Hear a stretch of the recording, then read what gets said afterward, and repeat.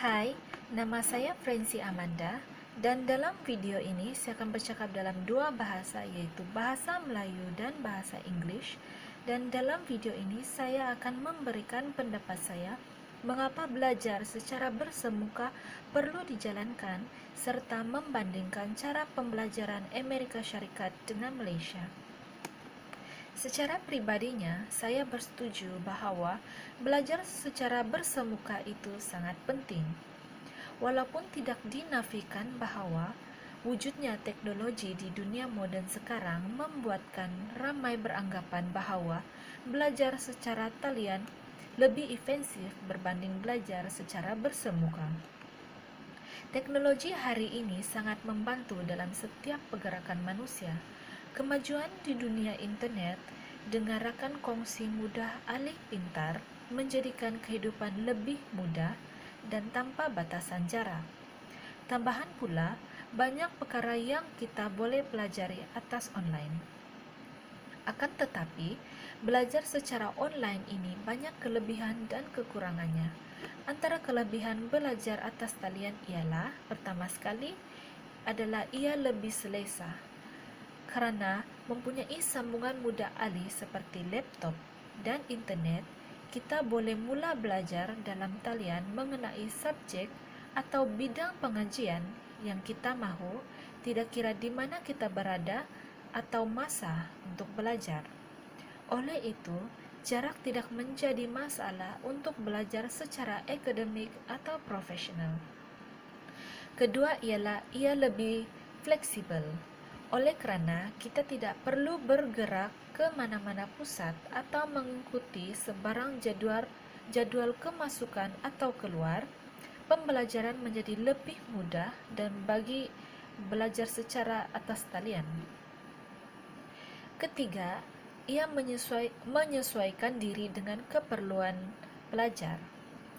Platform pembelajaran dalam talian mencuba sedaya upaya supaya pengguna mereka belajar dengan cara yang terbaik dan melalui banyak sumber multimedia kandungan yang sedang digunakan dalam cara yang mudah dan senang. Oleh itu, mereka mempunyai pelbagai bahan dengan format yang berbeza. Bagi pelajar yang merasa sukar untuk memahami maklumat yang sedang dijalankan dengan format bertulis, mereka juga boleh melakukan melalui video atau podcast.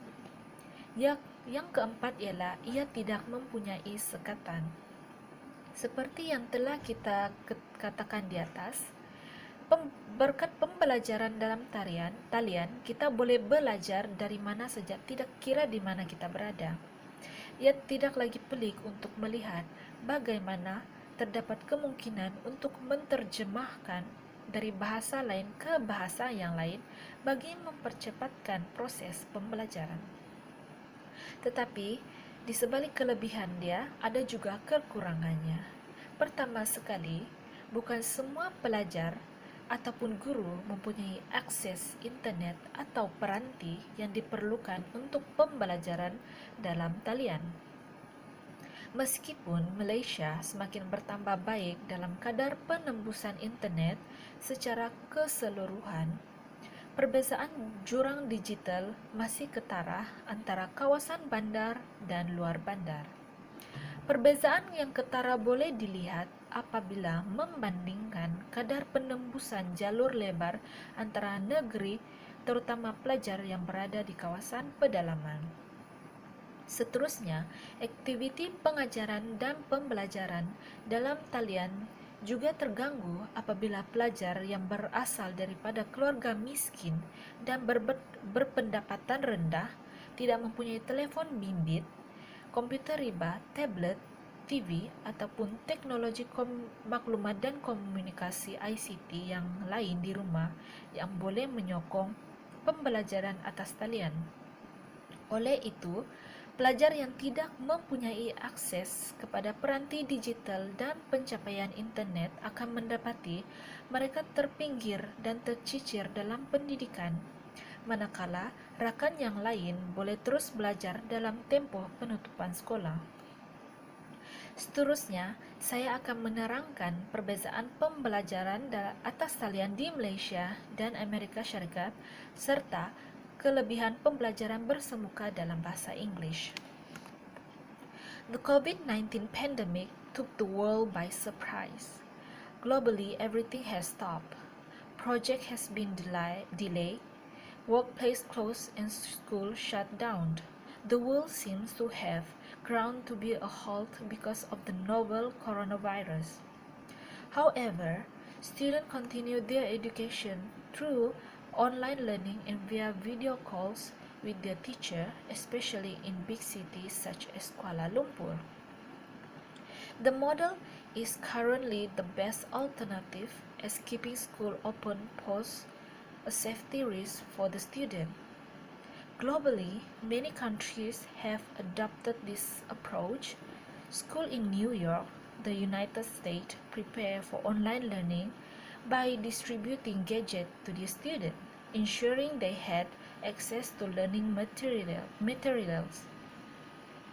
As of early April, education authorities distributed around 500,000 laptops and tablets to the students, allowing them to participate in classes online. As a student participating in the home learning program, online school was confusing to adjust to as student and teacher has not been prepared through simulation on practice beforehand.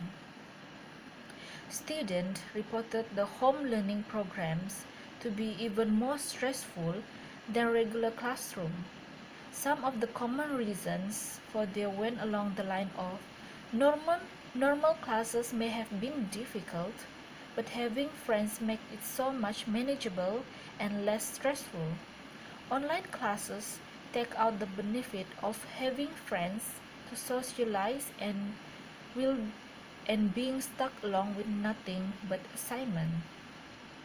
Many students participating in home learning program also said that the workload of online classes is larger than of regular classes.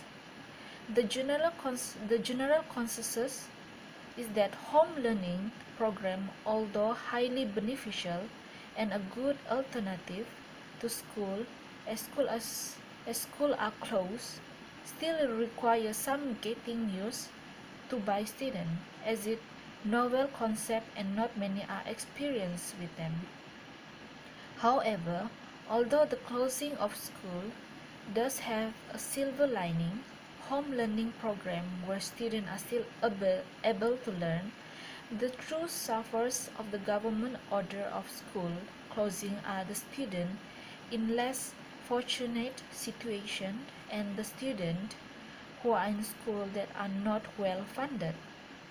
This is because those students lack the device and internet access to be able to participate in online classes, and the school do not have the capacity to teach online. Unlike in New York, where devices are distributed to students by school and private companies, in Malaysia there is yet to be kind of this effort.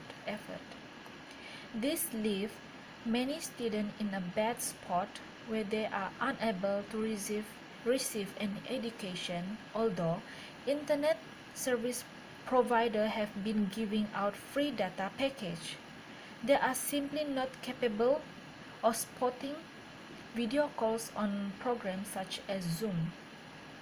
That's why face-to-face class is necessary, because the first one is teachers can support students in ways computer can't. Students today have huge amount of information at their fingertips, which change how knowledge is consumed and transmitted and decreases the need of memorization. With so much information available online, the issue for teacher is less one of what knowledge to pass on, but rather how to help students understand, interpret, and apply the knowledge available to them. But Teachers are concerned with more than just the knowledge their students acquire. They often call on to act as guidance counselors to provide emotional support. In US, teachers were trained to help the children build self-confidence, often managing classes of mixed ages and abilities. They also play a role in preventing exclusion or bullying that might result from the behavior of children suffering from post-traumatic stress. Conveying warmth, providing a stable environment for learning, and making children feel safe and appreciated are things that the teachers in conflict zone and elsewhere can provide, while the computer technology can't. The second is face-to-face experience convey linguistic and emotional complexity. In situations like foreign language teaching, where teachers' body language and cultural insight provide students with complex information, it's difficult to imagine a robot or computer entirely replacing teachers. Some robots already do a good job of imitating tone of voice, facial expressions, and even mouth shapes, but they are a long way off from forming emotional relationships, empathizing and responding to the needs of individual students. The same goes for so-called creative subject, where a teacher's human touch in the form of interactive learning, demonstration, and improvisation are a fundamental part of a good learning experience. It's hard to imagine a computer program teaching drama, dance, or pottery. Lastly, face-to-face teaching and technology can work together. Working with teachers who have received sufficient training, government and institutions can begin to look at ways of blending traditional teaching methods and technology. Done well, the blended learning can produce remarkable results, although many different factors contribute to the success or failure of this approach. A good example of successful blended learning can be found in conflict zones which make traditional face-to-face teaching impossible in many cases. In US, for instance, the teachers had to find ways to continue training without endangering the trainers. Skype provided a cost-effective solution, but a major challenge has been to understand how to keep US teachers motivated on task.